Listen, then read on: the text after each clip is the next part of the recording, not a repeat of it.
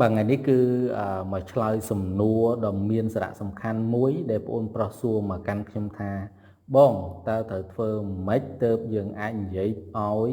ម្ចាស់ដីឬក៏ម្ចាស់ផ្ទះហ្នឹងគាត់ព្រមបកគោសិទ្ធឲ្យយើងលក់តាមរយៈការធ្វើកុងត្រាបាទអញ្ចឹងខ្ញុំសូមឆ្លើយបងប្រុសក្នុងនាមជាកម្មវិធីសំណួរចម្លើយអំពីបញ្ហាដីធ្លីនៅកម្ពុជាឬក៏ The Real Estate បាទ Q&A Cambodia បាទ Real Estate Q&A Cambodia បាទអញ្ចឹងសំណួរនេះគឺមានសារៈសំខាន់មែនទែនបាទជាទូទៅបងប្អូនដឹងហើយបាទម្ចាស់ទ្រព្យឬក៏ម្ចាស់ដីនៅតាមសហគមន៍គាត់ចង់ធ្វើកុងត្រាឲ្យនរណាម្នាក់បាទយកដីធ្លីរបស់គាត់ទៅលក់ទេប៉ុន្តែបើអ្នកគួចជេរទាំងអស់ហ្នឹងមកបាទចង់លក់យកដីគាត់ទៅលក់ទៅបាទប៉ុន្តែគាត់អត់ធ្វើកុងត្រាអញ្ចឹងអានេះយើងជួបច្រើនបងប្អូនណាយើងជួបច្រើនអញ្ចឹងខ្ញុំចង់ចែករំលែកបាទអំពីវិធីខ្លះដែលពួកយើងធ្វើឲ្យមានប្រសិទ្ធភាពបំផុតនៅក្នុងកិច្ចការបាទជជែកជាមួយនឹងម្ចាស់ទ្រព្យដើម្បីគាត់អាចបកគោសិទ្ធឲ្យពួកយើងធ្វើបាទ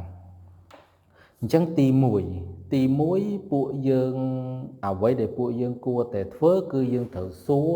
អំពីសិទ្ធឬក៏ភាពជាម្ចាស់ទៅលើទ្រព្យហ្នឹងបាទជាទូទៅពេលដែលគាត់តាក់ទងឲ្យយើងជួយលក់យើងសួរគាត់ថាតើទ្រព្យទាំងអស់ហ្នឹងគឺជាទ្រព្យរបស់បងឬមួយក៏បាទជាទ្រព្យរបស់អ្នកណាឬក៏បងជាភ្នាក់ងារដែរអញ្ចឹងជាទូទៅគាត់នឹងប្រាប់យើងថាតើអាទ្រព្យដែលគាត់ចង់ឲ្យយើងលក់ហ្នឹងបាទជាទ្រព្យរបស់គាត់យើងសុំឲ្យគាត់ផ្ដល់ព័ត៌មានលម្អិតអំពីទ្រព្យហ្នឹងឲ្យយើងបាទអញ្ចឹងវាឈានទៅដល់បាទចំណុចទី2គឺសួរលម្អិតអំពីព័ត៌មានទ្រព្យហើយព័ត៌មានទ្រព្យឬក៏អចលនទ្រព្យហ្នឹងវាមានដូចជាទំហំបើផ្ទះវាមានបន្ទប់វាមានប្លង់សេវាមានអីចឹងទៅឬក៏ប្លង់និងតម្លៃដែលគាត់ចង់លក់ជាដើមអានេះពាក់ព័ន្ធជាមួយនឹងចំណុចទី2បាទចំណុចទី3គឺបាទយើងសួរអំពីរចនាសម្ព័ន្ធនៃការគ្រប់គ្រងទ្រព្យអញ្ចឹងជាទូទៅបើសិនជាទ្រព្យនឹងឬក៏អចលនទ្រព្យនឹងដែលគាត់ចង់ឲ្យយើងមកលក់មកផ្សព្វផ្សាយបើគាត់ជាម្ចាស់បាទគាត់ប្រកាសជាស្គាល់ទំហំស្គាល់ដឹងដីគាត់ប្លង់យ៉ាងម៉េចអីយ៉ាងម៉េចរូបរាងយ៉ាងម៉េចហើយបាទហើយតម្លៃចង់លក់ម៉េចប្រកាសជាគាត់ដឹងបាទអញ្ចឹងចំណុចទី2សួរអំពីរចនាសម្ព័ន្ធនៃការគ្រប់គ្រងទ្រព្យអានេះយើងចង់ដឹងថាតើទ្រព្យដែលគាត់យកមកឲ្យយើងលក់ហ្នឹងវាពាក់ព័ន្ធនឹងនរណាខ្លះ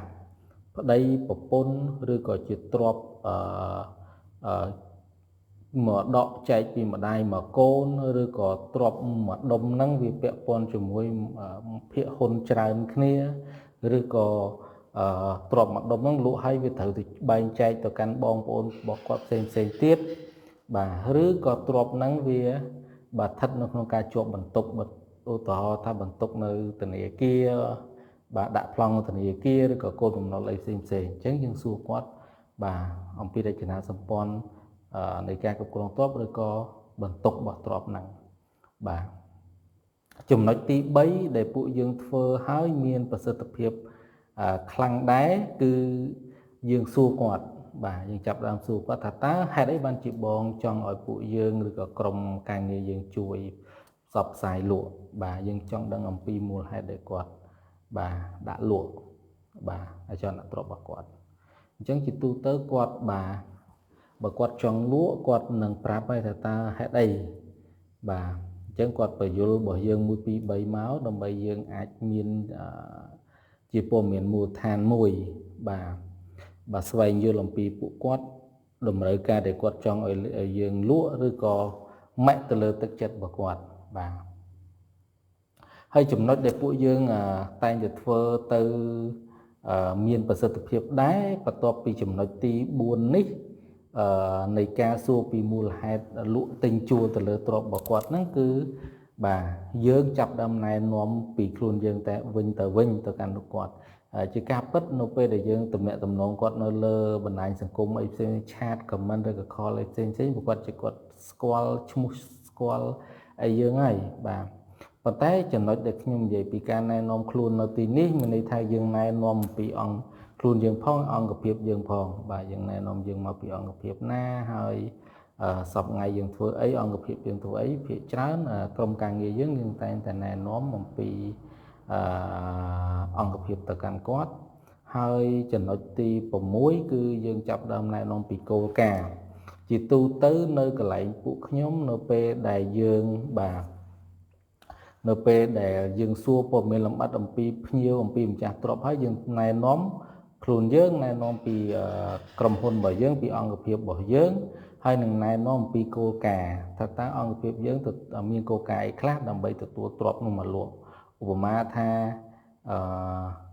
ដើម្បីអាចលក់ទ្រព្យបានពួកយើងតើតែ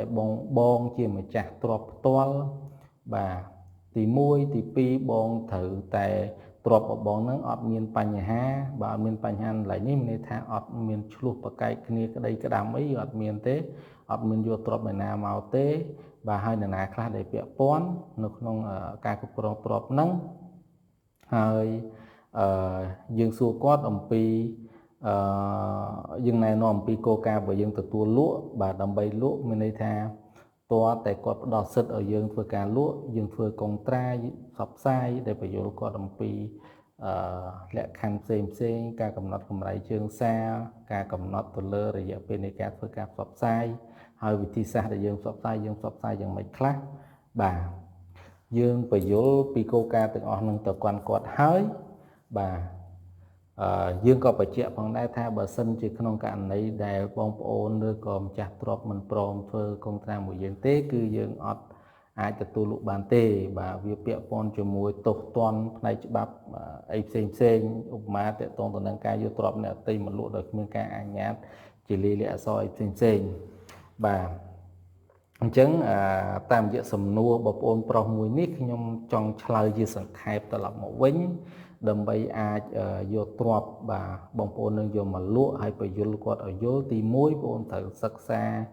ឬក៏យល់អំពីម្ចាស់ទ្រព្យសិនបាទសួរអំពីសិទ្ធិក្នុងការគ្រប់គ្រងទ្រព្យរបស់គាត់តើគាត់ជាម្ចាស់មែនអត់ទី1ទី2សួរពីព័ត៌មានលម្អិតពាក់ព័ន្ធជាមួយនឹងទ្រព្យនោះដូចជាទំហំប្លង់តម្លៃនៃការលក់សួររចនាសម្ព័ន្ធគ្រប់គ្រងទ្រព្យឬទ្រព្យនោះកំពុងតែជាប់បន្ទុកនៅកន្លែងណាខ្លះធនាគារម្ចាស់អំណុលអីផ្សេងហើយអ្នកណាខ្លះដែលមានសិទ្ធិនៅលើទ្រព្យហ្នឹងបាទហើយទី4សួរពីមូលហេតុគាត់តើហេតុអីបានជាគាត់ចង់លក់ឬក៏ចង់ជួលទ្រព្យហ្នឹងហើយទី5យើងណែនាំពីខ្លួនយើងណែនាំពីអង្គភាពទី6យើងណែនាំពីគោលការណ៍ទទួលលក់ហើយគោលការណ៍អីខ្លះដែលយើងមិនទទួលលក់ហើយនឹងទី7គឺយើងចាប់ដើមទៅរើគ្នាហើយយើងចាប់ដើមធ្វើកុងត្រាបាទនេះគឺជាបាទបទពិសោធន៍ពិតដែលពួកយើងអនុវត្តរាល់ថ្ងៃហើយមានប្រសិទ្ធភាពក្នុងចំណោមភ្ញៀវឬក៏ម្ចាស់ទ្រព្យ10នាក់8នាក់ហើយគាត់ព្រមធ្វើកុងត្រាជាមួយនឹងខាងយើងក៏ដូចជាខាង Rico Realty អញ្ចឹងអ្វីដែលយើងចែករំលែកនេះគឺយើងសង្ឃឹមថាប្អូនយកទៅអនុវត្តនៅក្នុងការងារប្អូនទទួលបានជោគជ័យបាទពី Rico Realty ក៏ដូចជាកម្មវិធីសំណួរចម្លើយអំពីបញ្ហាដីធ្លី